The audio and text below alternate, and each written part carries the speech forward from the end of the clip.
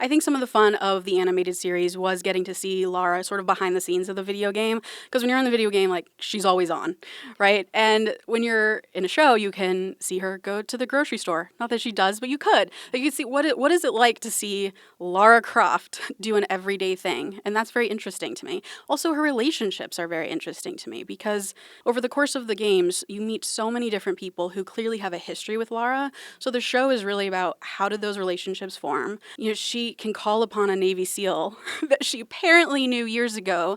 Well, how did she know that Navy SEAL? Let's do this in the show. Let's find out what that relationship was like and dive deeper into the sort of psychology of what makes Lara Croft. 3, 2, 1, punch it. Could you jump to light speed in that tin can? Go back in time in a DeLorean? Will it crash or take to the sky? Tell me, smart guy, does it fly? Welcome to Does It Fly? The podcast that puts your favorite sci-fi properties, inventions, and conceits to the test. I'm your mad scientist, Hakeem Oluseyi. And I'm your pop culture expert, Tamara Krinsky. Time to dive into today's topic and see, does it fly?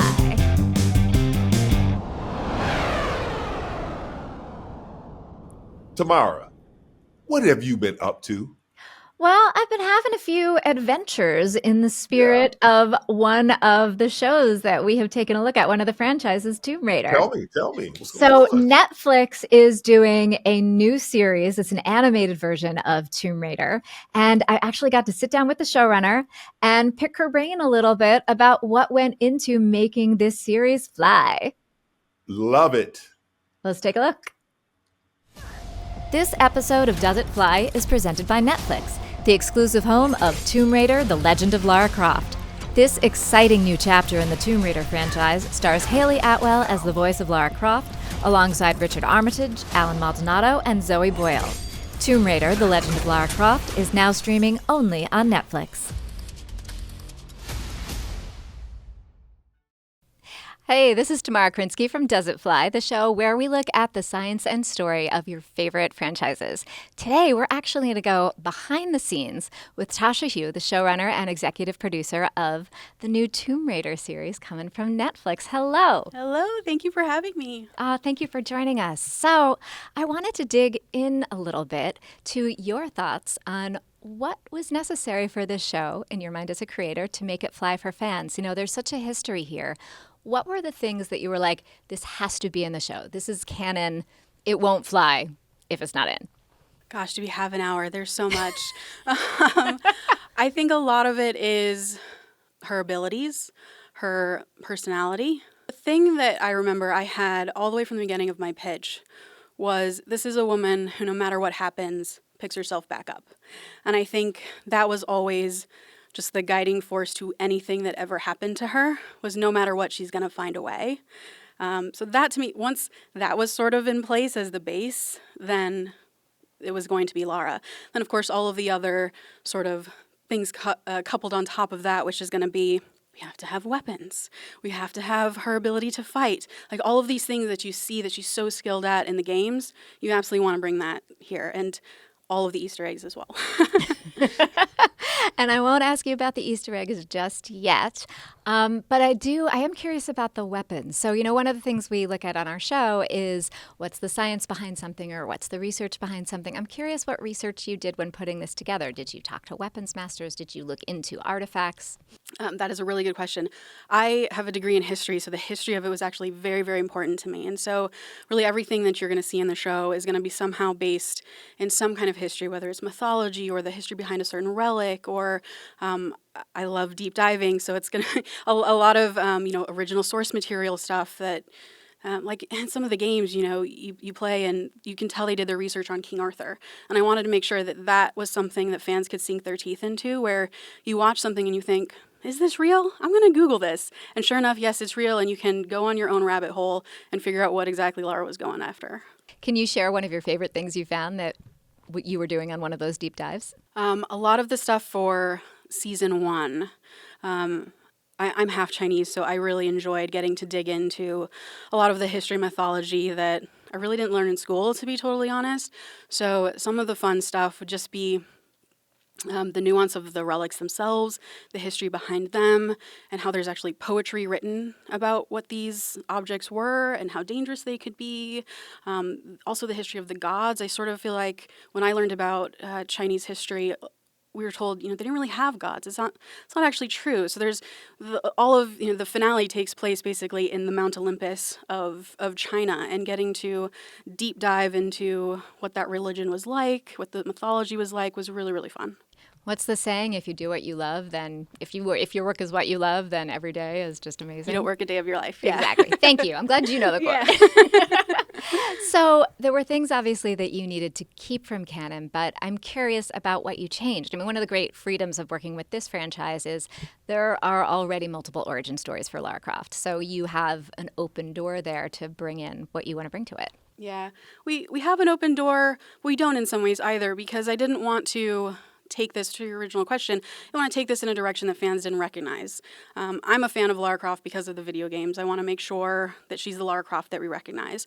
So really what the show is, it's sort of a bridge between the Survivor series, which started in 2013, which was showing the origin stories of Lara Croft. It's Lara as a college student who has never killed anyone, has never seen a dead body, and is just surviving. That's how she gets through those games. And then we have the earlier games and the Angelina Jolie movies, for example, where it's someone who is supremely confident in what she does. She's been through numerous adventures that we're never even going to see, which is part of the fun of it. They're just sort of hinted at. So this show is really the bridge between that young woman who's trying to figure herself out to that woman who has figured herself out. And so our show is that process. Well, and one of the things that really drew me in, there's amazing action, but you've also given her a really rich emotional life when it comes to her friends, her community. Talk a little bit about that and why that was important for you for the series to fly. Yeah, that was always very important to me. It works in a video game, but doesn't work in a show. And for me, what was the most interesting about Lara is when she is down, when she's at her lowest point, which is actually where we start her in the show. And that was always part of my original concept, was I want to see Lara at her worst, and I want to see how she gets out of that. Sorry for laughing, but no, it's true. I mean, yeah. I actually, my original plan was to have her even more down in the depths, but she's someone who can, again, rise no matter what. And so I wanted to see what that would look like. And now I have lost the thread of your original question. That's okay. We were talking about some of the themes that you were looking at, yes, and the emotional life that you have given her. And obviously this is animated, so I'm curious about what it was that you could do in animation that maybe, is different than a video game or different than live action, and how you played with that as a creator. Yeah.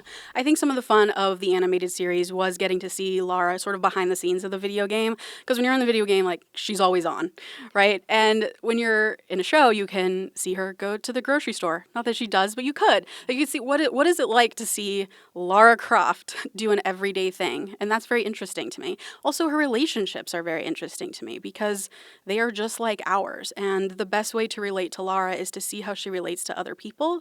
And they are such a huge help for her. Over the course of the games, you meet so many different people who clearly have a history with Lara. So the show is really about how did those relationships form? How does she create this team around her? And kind of the secret team, because some of the fun of the games is that she can call upon a Navy SEAL that she apparently knew years ago. Well, how did she know that Navy SEAL? Let's do this in the show. Let's find out what that relationship was like and dive deeper into the sort of psychology of what makes Lara Croft. Yeah, and one of the cool things is we get to see her discover some things about her history that she didn't know. Mm-hmm. We as viewers get to see things, but, the relationship with her friend's father and her friend and things like that. Again, yes. I don't want to give too much away, but things like that for me provided such texture and layer. That's great. And so then I'm curious, too, as you're putting this together, as you're envisioning what it's going to look like, let's talk a little bit about the production piece of it, as you're thinking about music, as you're thinking about cast. Music, we really wanted it to feel definitely adventurous, but also very grounded, because there's a version of adventure music that is big and swelling and always just kind of fun. And while that's definitely a part of the show, when I was talking to all of our music supervisor and everyone and our composer, but there's actually a lot of drama in this show. There's a lot of sadness. There's a lot of friendships that are at their lowest point that then turn at really unexpected places. And Lara's going through a lot. And so the music needed to also be in Lara's head, not just be very fun and adventurous. And I think that's what we got. And hopefully everyone agrees. I don't think you're going to have a problem finding Great. agreement on that. Can we talk about Hayley Atwell? Yes, please. Amazing. Such She a is fan. amazing. So how did she come to the project? Was she on your list? Like, how did that? Tell me about her casting and why she was your Lara Croft to make this fly. I love Hayley so much. After Agent Carter in particular, I was like, this woman is an absolute star. And she's so aspirational in that show. And I just love, I've seen that show, I can't even tell you how many It's times. so good. I will share the fact that I actually got to do a behind the scenes piece where for the show where I worked with the costume designer. Amazing. And they did a Peggy Carter makeover on me. Peggy Carter makeover. Please let me see those pictures. I will. I was in the deep. No, I was just such a fan of her as Agent Carter. And when it came to casting, I knew we probably need someone different because we're trying to be different. We're trying to be that bridge. And again, it is a sort of careful time in Lara's timeline where she's not quite the young college student from Survivor series. She's moving into someone who we remember as Angelina Jolie. And so we definitely wanted someone different. And Hayley was just the first person, honestly, that I thought of because of Agent Carter and just how the confidence she has in that show is incredible, but also it's also like within. It's very, she's very composed, and that is a lot of what Lara Croft is. She is very flat, even though she's hilarious. She can be very flat and very even, and still also somehow exudes not only humor, but extreme confidence. And that was just like everything that Hayley Atwell is.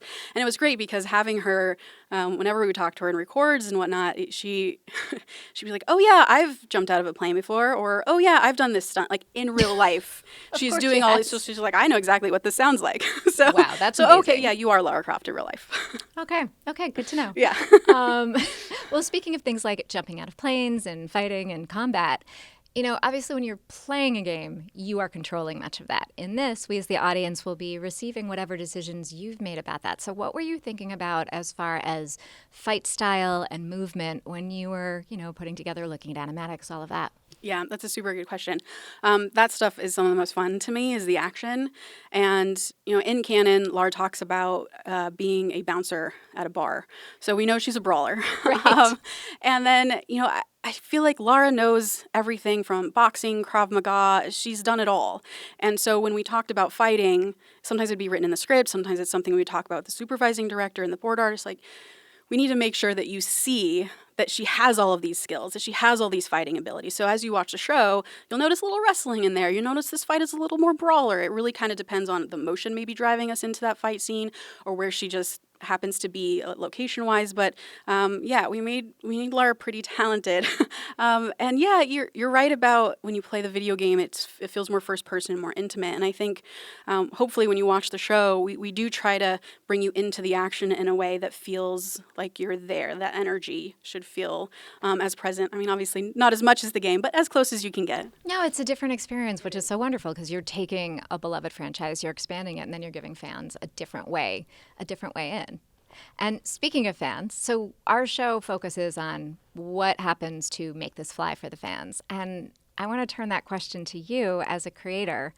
What was the moment when you were like, oh, this flies? Was it, you know, when you were looking at an animatic? Was it when you were in the voiceover recording booth and hearing something? Was it when you saw a first screening of an episode? What was that moment for you?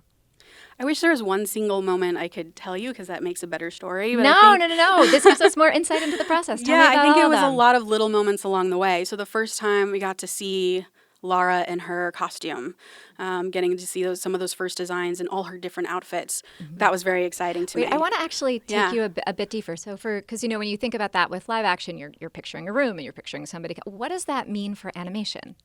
It means that I have a conversation with the artist and the director, and we talk about what look and feel we want for Lara. They go off and do their arty thing.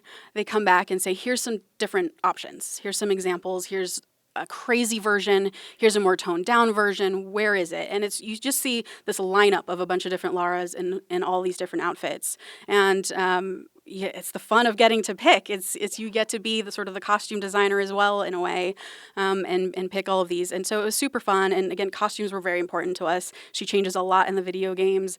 She changes a lot in the show, which is part of the fun.